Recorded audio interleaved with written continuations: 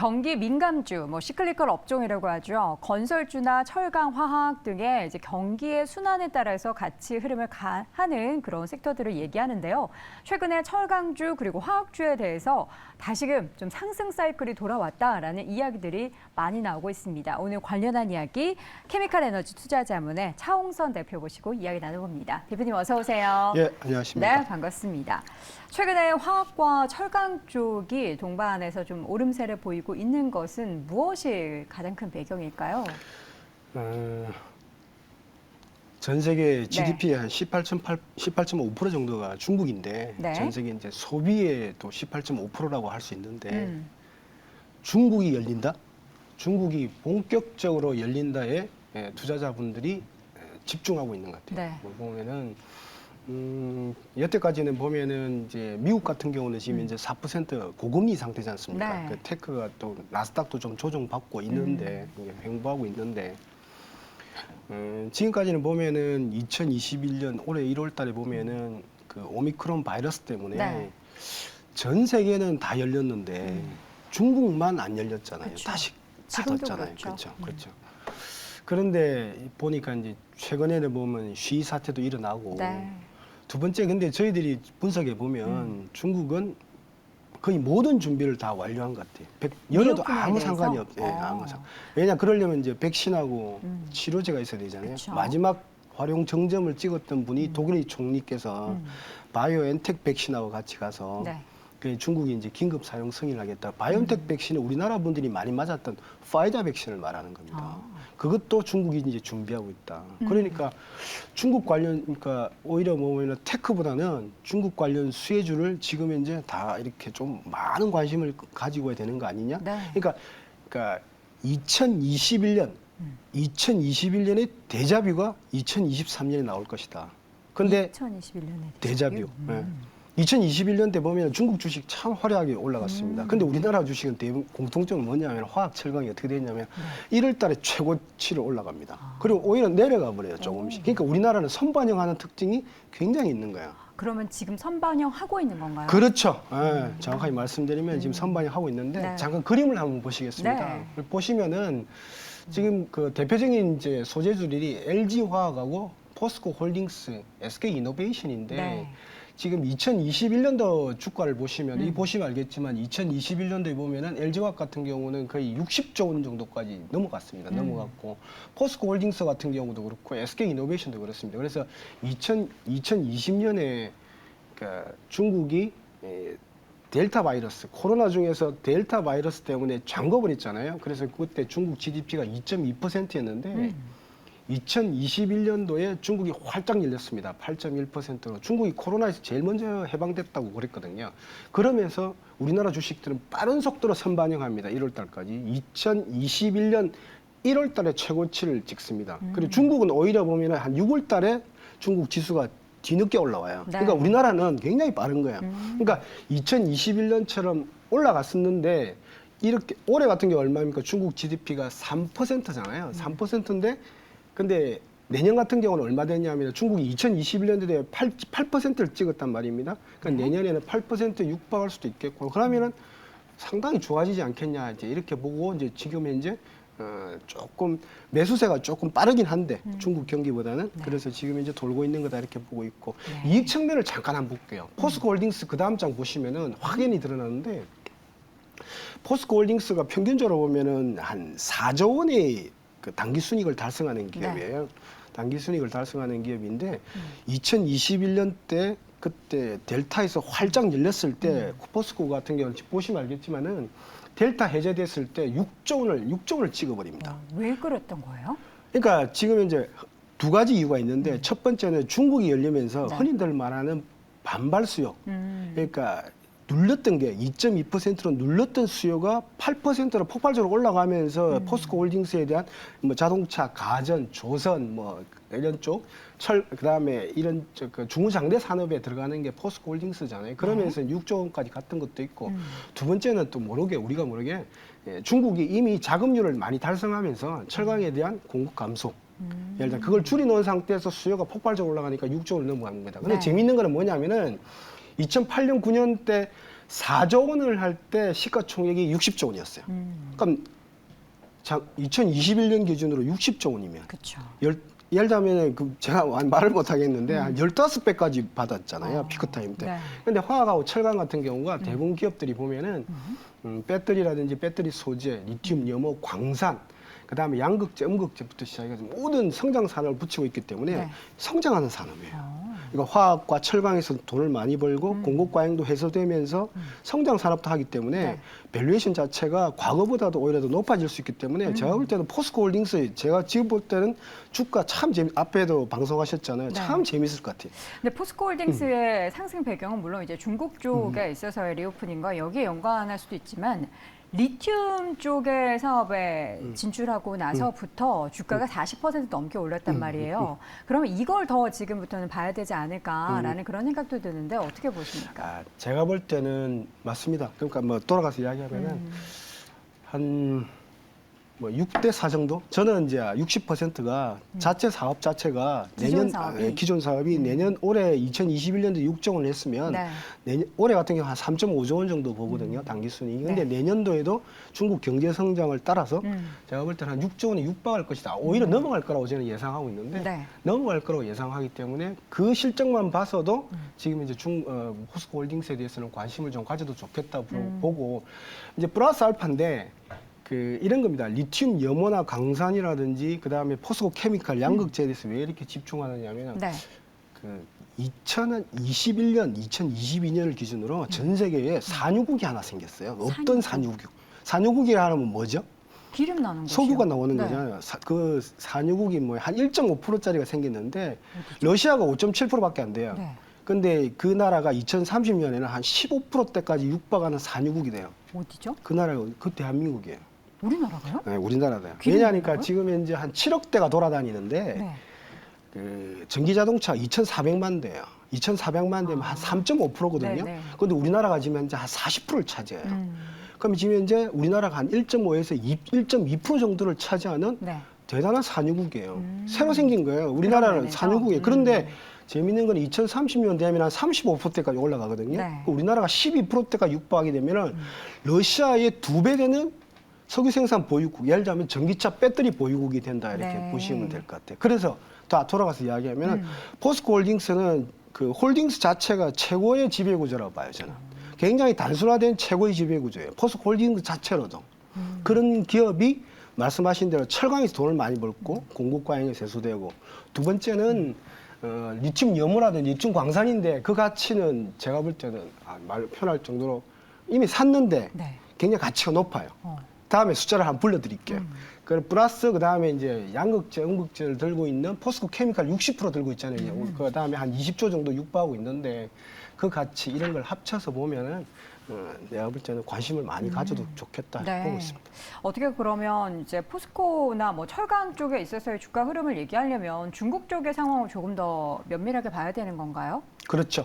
지금 현재 이제 중국이 열리느냐. 네. 올해 보면은 올해 한 GDP 경제 성장률이 한 3% 보지 않습니까? 중국. 그러니까 중국이 2020년에 2.2%에서 8%로 올라왔습니다.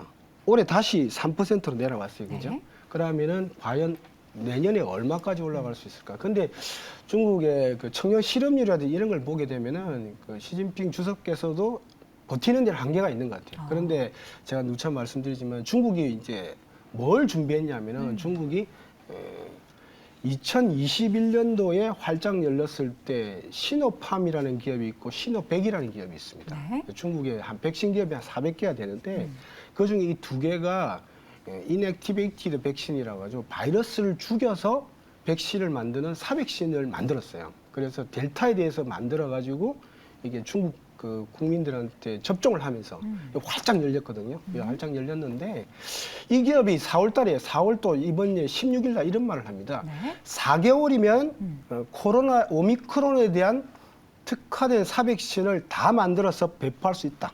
4월 16일 날. 그러면은 8월 달에 완료가 됐어야 돼요. 네. 근데 근데 어찌된 판인데 지금 현재는 계속 대기 중에 있는데 제가 볼 때는 백신을 사백신을 이미 완료를 했고 생산도 다 마친 걸로 보여요.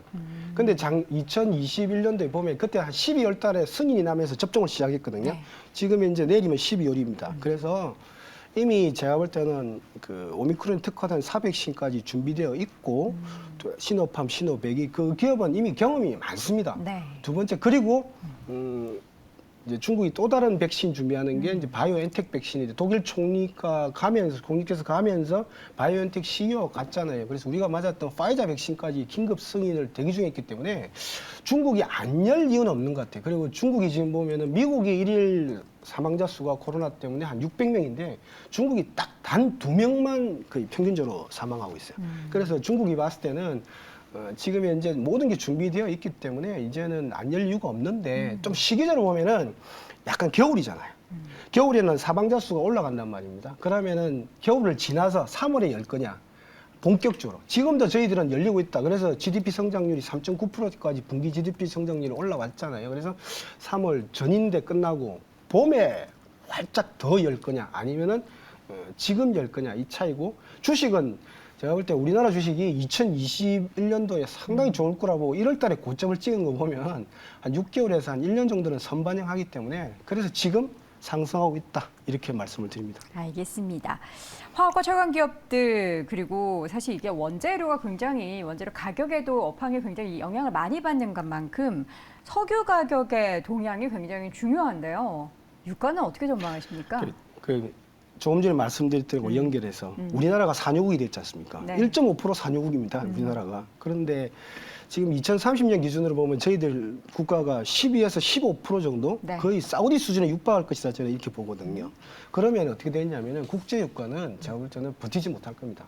그래서 저는 횡보 후에 하락할 거로 보거든요. 그래서 보면은 미국의 그 바이든 대통령께서 2% 감산한다는 사우디의 말에 화들짝 놀래서 사우디를 갔는데 사우디를 그 전에 갔죠. 갔고 2%를 줄인다고 그러는데 우리나라가 보면 1.5%에서 12%대까지 올라갑니다. 우리나라만 해도. 전 세계 자동차 비율이 8억 대 중에 35%가 전기차가 될 겁니다. 2030년에. 네. 그러면은 유가는 못 버틴다고 봐요. 그러면은 유가는 조금 횡보하다가 본격적으로 전기차가 한 10%대를 7억대 중에 한 10%를 넘어서는 시기가 2026년으로 보고 있거든요. 그러면 유가는 횡보하다가 더 빠질 것이다. 그러면은 화학기업이나 철강기업 같은 경우는 철강도 석탄 같은 경우가 석유에 연동을 하거든요. 그래서 제가 볼 때는 원재료에 대해서는 이제는 걱정하실 필요가 없을 것 같다. 왜? 대항마인 전기차 때문에 네. 그렇게 보고 있습니다. 알겠습니다. 그러면 화학 철강주들이 사실 선반영 말씀을 앞서서 해주셨는데 그 시기상으로 본다면 지금 관심 가져도 될 만한 시기인 건가요? 지금이죠. 지금이다. 네. 중국이 지금 시도 확산되고 있고 네. 중국이 만약에 뭔가 말하게 되면은 지금 2021년 전고점을 좀 제가 볼 때 향해서 네. 많이 관심을 가질 것 같아요. 그러면은 열리는 거 보고 네. 들어가게 되면은 이미 늦을 것 같아요. 제가 볼 때는. 그래서 오히려 보면은 조금 생각 자체를 중국이 열린다고 가정을 한번 해보시고 제가 볼 때 반응해 보시는 것도 괜찮다 이렇게 보고 있습니다. 선침의 관점에서 관련된 섹터를 봐야 한다라는 네. 말씀이신 것 같은데 저희가 지금 그렇다면 탑픽을 좀 골라보면서 집중적으로 이야기를 나눠보고 싶습니다. 어떤 철강주 중에서 일단 골라보자면 어떤 종목 저는 이제 봐야 할까요? 화학하고 철강을 다 좋아하는데 뭐 말씀하신 대로 뭐 LG화학이라든지 포스코 홀딩스라든지 SK 이노베이션 저는 관심을 가졌으면 좋겠다 보고 있고. 지난번에 오셔서 이제 LG 화학 말씀해 주셨었잖아요. 근데 또 좀 예를 들면 더 관심을 그러면 가져야 될 거는 네. 좀 업사이드라든지 이런 걸 봤을 때는 오히려 저는 제가 볼 때는 지배구조도 좋고 저는 포스코 홀딩스도 뭐 셋 중에도 괜찮다 보고 있는데 저는 포트폴리오를 구성해 봤으면 좋겠어요. 그래서 셋 다 LG화학이나 포스코 홀딩스나 SK 네. 이노베이션 이렇게 뭐 화학하고 철강 같은 경우는 소재주니까 같이 동반하는 상승하는 특징이 있는데 네. 이렇게 셋 다 한 포트폴리오를 구성했으면 좋겠다.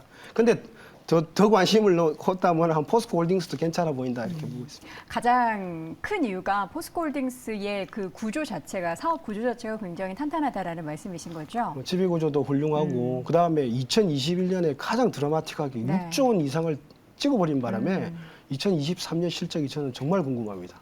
6조를 넘어갈 거냐? 얼마나 6조. 나올지. 그렇게 되면은 시가총액이 도대체 얼마나 변할지 궁금하거든요. 네. 그래서 제가 볼 때는 포스코의 2021년, 어게인 2021년을 생각하면서 2023년 생각하는 것도 괜찮다 보고 있습니다. 네, 저희가 이제 저랑 차 대표님이랑 사석에서 그런 얘기를 한 적이 있습니다. 포스트 포스코 케미칼이 될 종목에 대한 이야기가 앞으로 과연 언제 나올지 사실 이전에 포스코 그룹이 청사진을 그렸을 때 정말 저 끝에 2차 전지 그런 양극재 관련한 얘기가 있었는데 지금 그게 나오고 있고 앞으로는 또 어떤 쪽에서 이제 포스코 그룹에서 무언가를 새롭게 할 텐데 이게 또 어떤 기업에 수혜를 끼치게 될지가 궁금하네 그런 얘기도 했었잖아요. 예. 그 얘기도 좀 해주세요. 예, 알겠습니다. 지금 보시면 포스코 홀딩스 7대 성장 산업을 이야기하고 있는데 네. 이게 10년 전에 보면은 뭐가 있었냐면 제일 끝에 보면 양극재 사업이 있었어요. 그렇죠. 그 양극재 사업이 정말 매출액 같은 경우가 미미했었어요. 그런데 그때부터 10년 전에 만약에 포스코 케미칼을 보유를 했더라면 지금 현재 한 20배가 났을 겁니다. 오. 그래서 제가 볼 때는 포스코 홀딩스의 성장 산업은 정말 주의 깊게 봐야 돼요. 왜냐하니까 지금 지배구조가 훌륭하기 때문에 제가 볼 때는 이게 어떤 산업을 정말 역점을 두고 있는지 궁금한데 7개 중에서 제일 끝에 있는 게 뭡니까? 에그리바이오. 에그리바이오예요. 이게 뭐죠? 미국이 한 30조 달러를 하는데 우리나라 흔히들 보는 바이오는 신약을 만드는 바이오가 있고요. 네. 그다음에 에너지를 대체하는 바이오가 있고 플라스틱을 대체하는 바이오가 있고 곡물을 대체하는 쪽이 바이오가 있어요. 이게 지금 현재 곡물을 대체하는 쪽으로 지금 이제 곡물이라든지 환경이라든지 이런 쪽으로 대체하는 쪽으로 지금 이제 그 포스코 홀딩스가 사업을 전개할 거로 보기 때문에 철강하던 기업이 양극재 한다는 것도 약간은 조금 그 각도상으로 보면은 조금 떨어져 있지만은 또 밸류가 같은 네. 체인이 있거든요. 그래서 제가 볼 때는 오히려 지금 이제 포스코 홀딩스 자회사 중에서 누가 또 에그리바이오를 하느냐. 그럼 10년 뒤를 기점으로 그럼 포스코 케미칼이 20배 올랐듯이 그런 것도 포스코가 홀딩스는 이 자회사에 대해서 배치를 참 잘하니까 그런 것도 한번 분배해서 보시는 것도 좋겠다 이렇게 보고 있습니다. 그 기업이 어떤 기업이 될지 사실 포스코 그룹 내에서 모르잖아요. 모르기 때문에 네. 어쨌든 그런 것을 다 영위하고 있는 포스코 홀딩스에 대해서 계속해서 관심 갖는 게 더 좋다라는 말씀이신 거죠? 포스코 홀딩스는 항상 기업 설명회할 때 보면 네. 정답을 주는 기업입니다. 그래요? 예, 이 기업한테 우리는 이런 미션을 줬다 이렇게 말을 해요. 어떤 기업? 기업 설명이 다 올라가 있기 때문에 에그리바이오는 그럼 어떤 아니, 기업이에요? 에그리바이오는 구체화되지는 않았는데 7대 산업에 들어와 있어요. 근데 이제 기업군들이 자꾸 설명이 되고 있습니다. 그러니까 그런 자회사들 중에서 네. 또 한번 또 예를 들면 10년 뒤에 20배 네. 그런 것도 한번 골라보는 것도 재미가 있을까 이렇게 보고 있습니다. 관련해서 지금 7대 비전에 대해서 쭉 제시를 했는데 이게 또 10년 안에 어떤 기업에 있어도 부각이 될지도 보시고 이 전체적인 상업 구조가 탄탄한 포스코홀딩스도 계속해서 함께 지켜보시면 좋을 것 같습니다. 자, 이렇게 해서 오늘 이 시간 케미칼 에너지 투자 자문의 차홍선 대표 함께했습니다. 대표님 고맙습니다. 네, 감사합니다.